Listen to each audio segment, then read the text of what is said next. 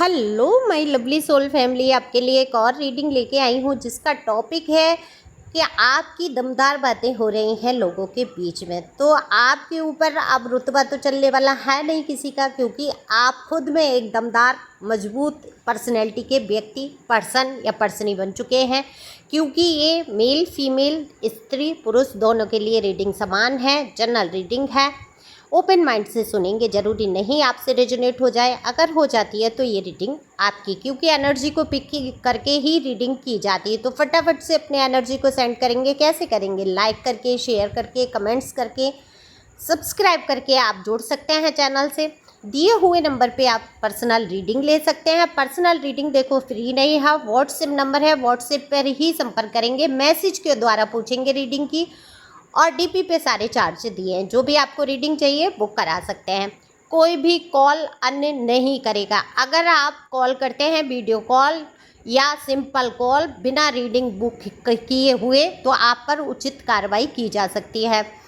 आज देखो सुबह सुबह का ही हादसा मैंने कंप्लेंट की है, बेहद अपमानजनक कह सकते हैं। ये उनके लिए है जिनकी ऐसी मानसिकता है।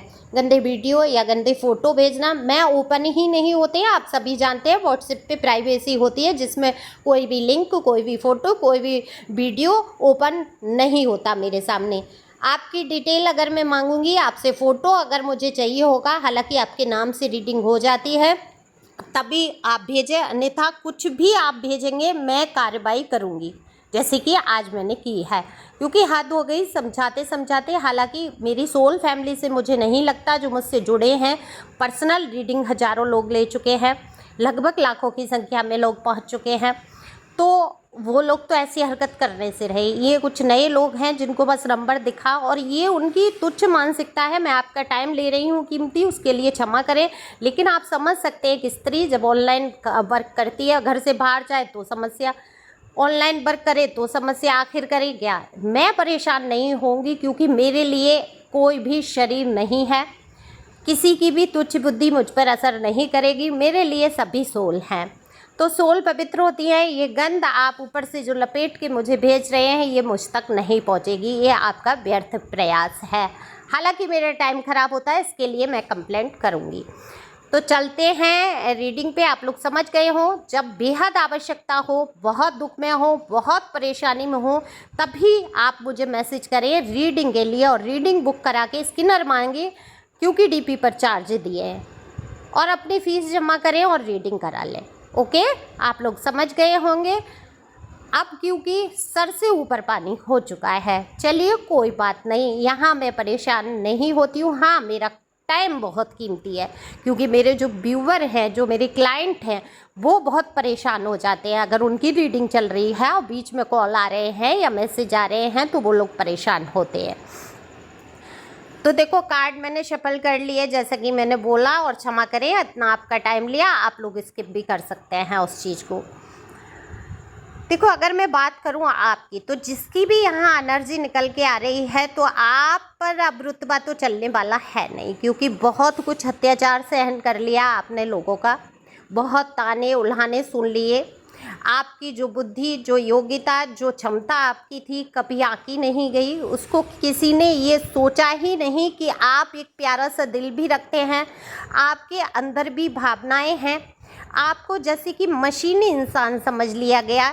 केवल अपनी अपनी ज़रूरतों के हिसाब से लोग पूछने लगे, और यही रहा कि लोग अपना रुतबा भी छांटने लगे, क्योंकि आपने सारे लोगों की सुनी है, सारे लोगों के ख्वाब पूरे करने में आपने आधी ज़िंदगी गुजार दी है, उनकी ज़रूरतें पूरी करने में। ये देखो, आपका प्यार भी है, ये आपका फ़र्ज भी है। आप इसको प्यार समझते हैं, आप इसको फ़र्ज समझते हैं। और देखो, जिम्मेदारियों से मुंह मोड़ने वाला व्यक्ति सबसे ख़राब होता है। तो आप एक जिम्मेदार व्यक्ति हैं, आपने कभी मुंह नहीं मोड़ा, लेकिन आपके साथ अत्याचार निश्चित रूप से हुआ है। यहाँ पर आपसे अपशब्द कहे गए हैं, दिल को तोड़ा गया है। कुछ तो ऐसी बात हुई है जिससे कि आपके दिल में आज एक चुभन सी बनी हुई है।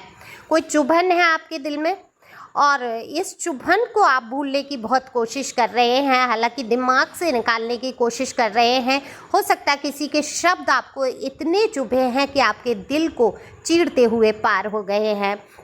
तो ये देखो, ये शब्द बोलने वाले कौन है? मैं नादान, जैसे कि मैंने बोला कि ये नादान है जो मुझे गंदे वीडियो या गंदी फ़ोटोग्राफ भेजने की कोशिश करते हैं, क्योंकि सबको पता है आजकल व्हाट्सएप पे इतना सहूलियत है, प्राइवेसी इतनी है कि वो ओपन होंगे नहीं आपके भेजी हुई चीज़ें, बहुत ज़रूरत वाली चीज़ें, और मैं क्यों व्यर्थ में अपना समय नष्ट करूँगी, है ना? तो ऐसे ही ये लोग ना समझें, ये अपना व्यर्थ में समय का नष्ट करते रहे, आपको उल्टा सीधा बोलने में, आपके विषय में अफवाह फैलाने में, आपको नीचा गिराने में ये बहुत ही दया के पात्र रहे।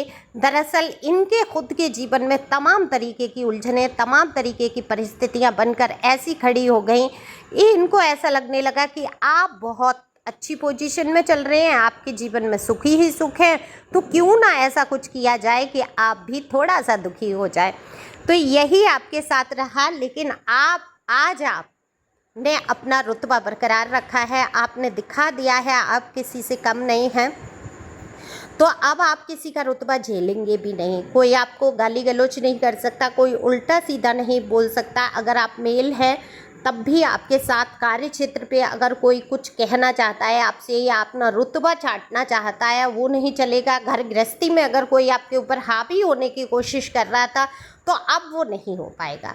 अब दमदार आप पर्सनैलिटी, आपके ऊपर फ़र्क पड़ने वाला नहीं। आप मौन रहकर वो चीज़ें साबित, कहते हैं ना कि सबसे भली चुप, कि जब सामने वाला, मौन कायरता की निशानी नहीं होती है, मौन एक सबसे बड़ी ताकत होती है। जब सामने वाला बहुत करता है ना, कह कू कू कू कू का करके टाइम व्यर्थ करता है, और आप मुस्कुरा के, और वहाँ से या तो इग्नोर करो उसको, मत मुस्कुराओ, हो सकता है आग में घी का काम करे वो, उस व्यक्ति की मानसिकता क्या हो, तो आप वहाँ से हटो या इग्नोर करो, या अपने काम में ऐसे मस्त रहो, ऐसे लगे रहो जैसे कि आप वो बातें सुन ही नहीं रहे हैं। कुछ समय बाद उसका क्या हाल होगा, वो व्यक्ति कहने वाला या बोलने वाला आखिर सिर थाम के बैठ जाएगा, बोलेगा भैंस के आगे बीन बजाओ, भैंस तो खड़ी पगड़ाए। तो ये देखो, भैंस का बड़ा अच्छा तरीका है, ये उदाहरण मुझे बड़ा पसंद आया जीवन में। अगर सकारात्मक रूप में लिया जाए तो बिल्कुल बीन बजाते रहो, फ़र्क नहीं है, क्योंकि तुम्हारे बीन की धुनी यहाँ चलने वाली नहीं है, ये कर्कश ध्वनि है, बीन बजाना आता नहीं है इनको। तो भैंस क्या करेगी? भैंस को सुनना नहीं है, भैंस को पता नहीं है बीन क्या है और क्या करना है बीन के ऊपर।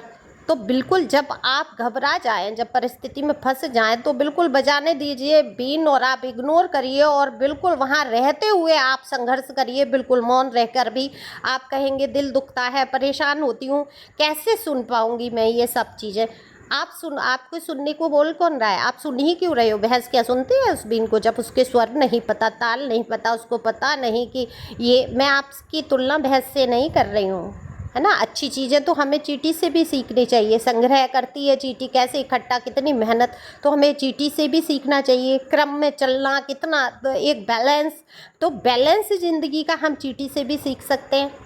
तो हम ये उदाहरण भैंस से भी सीख सकते हैं कि इग्नोर कैसे किया जाता है। तो इग्नोर करके आप आगे चलेंगे तो रुतबा तो चलेगा नहीं किसी का, दिखाते रहो, छाटते रहो, तो आपको देखना ही नहीं है।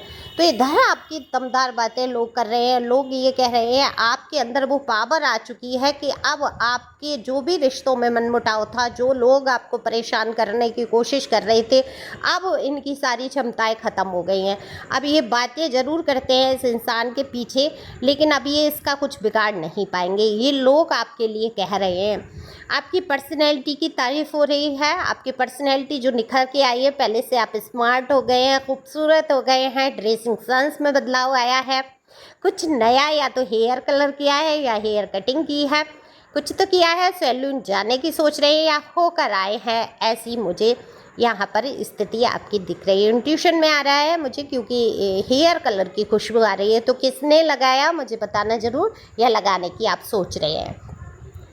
तो ये तो रही मेरी इंट्यूशन की बात। बाकी आपकी बातें दमदार, इसीलिए मैंने दमदार शब्द यूज किया, क्योंकि आप बहुत दमदार हो गए हैं। आपने अपने ऊपर आत्म नियंत्रण कर लिया है, आपने संभाल लिया है बहुत सारी चीज़ों को। हालांकि आपके दिल में कुछ चीज़ें चुभ रही हैं, उन चीज़ों को, उन घावों को भी आप धीरे धीरे भर लेंगे, कोई भी घाव कितना गहरा हो धीरे धीरे भर ही जाता है। हालांकि कुछ लोग नासूर बन के ज़िंदगी से चिपक जाते हैं, लेकिन अगर हम नासूर की तरफ इतना ध्यान नहीं देंगे कि हमें करना क्या है, तो वो तो हमारी ज़िंदगी को छीन लेंगे।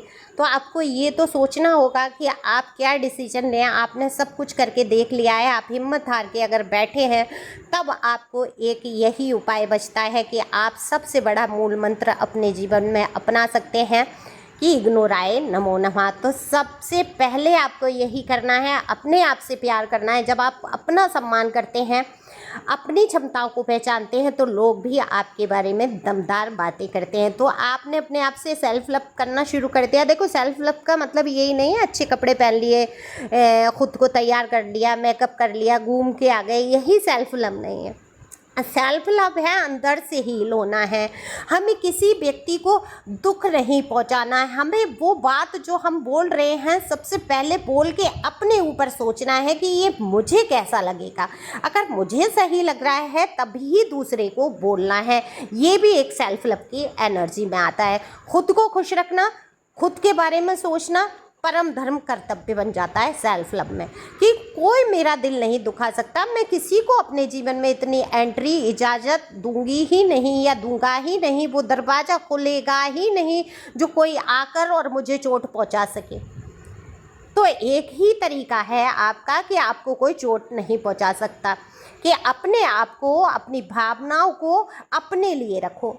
दूसरे से उम्मीद ही नहीं करना है जो आपको निराशा हाथ लगे। तो लोग आपकी यहाँ दमदार पर्सनैलिटी की बात कर रहे हैं और आपकी वो मजबूती की बात कर रहे हैं कि आपने जो कष्ट सहा, जो दुख सहा, जिस मजबूती से आप टिके रहे, ये कमाल की एनर्जी लोगों को लग रही है और इसी बारे में आपकी बातें कर रहे हैं।